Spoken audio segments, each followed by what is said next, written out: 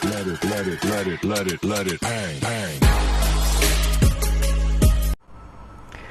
वालेकुम, welcome to another video. इस video में हम डिस्कस करेंगे what is the difference between C18 and C8 column used in HPLC। अब आप लोगों को पता है HPLC जो है हाई परफॉर्मेंस लिक्विड क्रोमेटोग्राफी जो है वो क्रोमेटोग्राफी की एक टाइप है जिसमें हम सेपरेशन करते हैं। अब इस HPLC के अंदर हमारे पास दो डिफरेंट टाइप के कॉलम यूज़ होते हैं, C18 एंड C8। उसको डिफाइन करेंगे कि उसमें डिफरेंस क्या होता है और C8 जो है कॉलम कब यूज़ किया जाता है और C18 कॉलम जो है HPLC के अंदर कब यूज़ किया जाता है।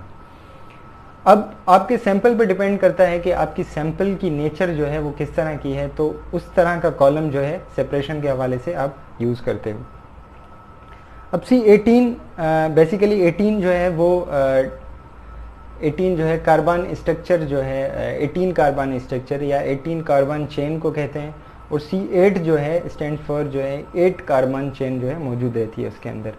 अब इस कॉलम के अंदर ये कॉलम जो है एक ट्यूब लाइक स्ट्रक्चर कॉलम होता है। इसके अंदर सिलिका जेल जो है फिल रहती है। ये सॉलिड जो है एब्जॉर्बेंट मटेरियल इसके अंदर फिल रहता है और उसके बाद उसके साथ फिल होने के बाद उसके ऊपर जो है कार्बन चेन जो है वो लगाई जाती है।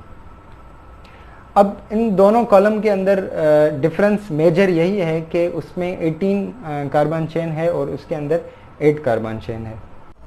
C18 या C8 में जो केमिकल नेम्स हैं C18 या C8 के, वो हैं ऑक्टा डिसाइसिलेन और C8 जो है वो ऑक्टाइल सिलेन को कहा जाता है। अब इसमें मेजर डिफरेंस जो है वो ये है कि अगर दो सेम कंपाउंड्स जो है वो C18 या C8 दोनों में सेम कंपाउंड अगर हम रन कराते हैं, उसकी सेपरेशन कराते हैं, तो C8 में जो है वो फास्टर होगा और C18 में स्लोअर होगा। तो उसकी वजह यह है कि C18 कॉलम का जो सरफेस एरिया है वो बहुत ज़्यादा होता है या बहुत बड़ा होता है एज़ कम्पेयर टू C8।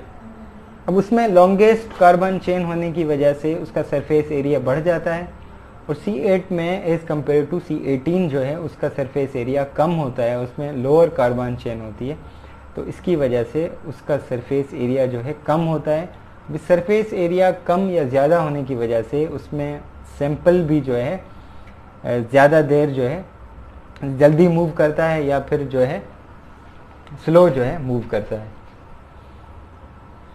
अब इसमें सैंपल जो है ज़्यादा जल्दी मूव करने की वजह से जो C18 का जो रिटेंशन टाइम है वो हायर रहता है और C8 का जो रिटेंशन टाइम है वो लोअर रहता है।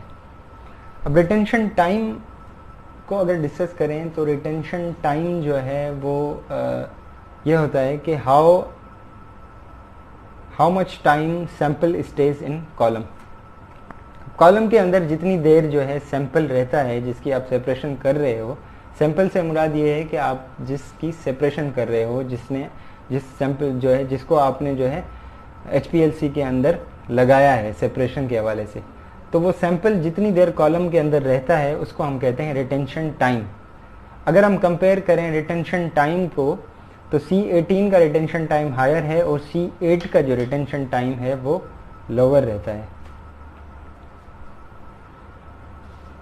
उसके बाद इसमें मेजर डिफरेंस ये भी रहता है कि कुछ हमारे पास दो जो है वो टर्म्स यूज़ की जाती हैं, एक होती है हाइड्रोफिलिक, एक होता है हाइड्रोफोबिक। अब C18 जो है बेसिकली हाइड्रोफोबिक इन नेचर होता है और जो C8 है वो उसकी वो भी हाइड्रोफिलिक तो हम नहीं कहेंगे पर उसकी हाइड्रोफोबिसिटी जो है वो कम होती है। अब हाइड्रोफिलिक जो है मॉलिक्यूल्स या हाइड्रोफिलिक कंपाउंड्स जो हैं वो वाटर लविंग कंपाउंड्स होते हैं और जो हाइड्रोफोबिक हैं वो रिपेल्ड फ्रॉम वाटर या वाटर से जो है वो दूर भागते हैं। अब वाटर बेसिकली जो है पोलर कंपाउंड से, उसकी नेचर जो है वो पोलर होती है क्योंकि उसमें इलेक्ट्रोनेगेटिविटी का डिफरेंस होता है। इसको भी हम डिस्कस कर चुके हैं कि डिफरेंस क्या होता है पोलर और नॉन पोलर के अंदर। तो जो हाइड्रोफिलिक मॉलिक्यूल्स या कंपाउंड्स रहेंगे वो पोलर होंगे और जो हाइड्रोफोबिक होंगे वो नॉन पोलर रहेंगे। तो जो हाइड्रोफोबिसिटी है वो C8 की हम अगर कहें तो लोअर होगी और जो हाइड्रोफोबिसिटी जो C18 की है वो ज़्यादा होगी।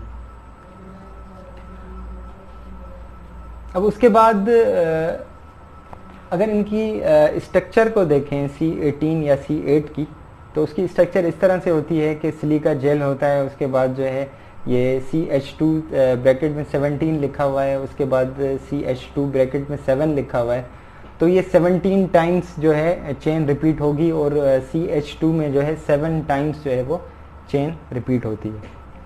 अब इसमें सरफेस एरिया ज़्यादा होने की वजह ये भी है कि हमारे पास जो कॉम्प्लेक्स मॉलिक्यूल्स होते हैं, जिसकी स्ट्रक्चर कॉम्प्लेक्स होती है, जिसमें बहुत सारे कंपाउंड्स प्रेजेंट होते हैं, लाइक हमने इस एग्जांपल में जैसे लिखा हुआ है, इसके अंदर जो है ये कॉम्प्लेक्स मॉलिक्यूल है एक, तो इसमें नाइट्रोजन भी प्रेजेंट है, इसमें कार्बन भी प्रेजेंट है, ऑक्सीजन भी प्रेजेंट है।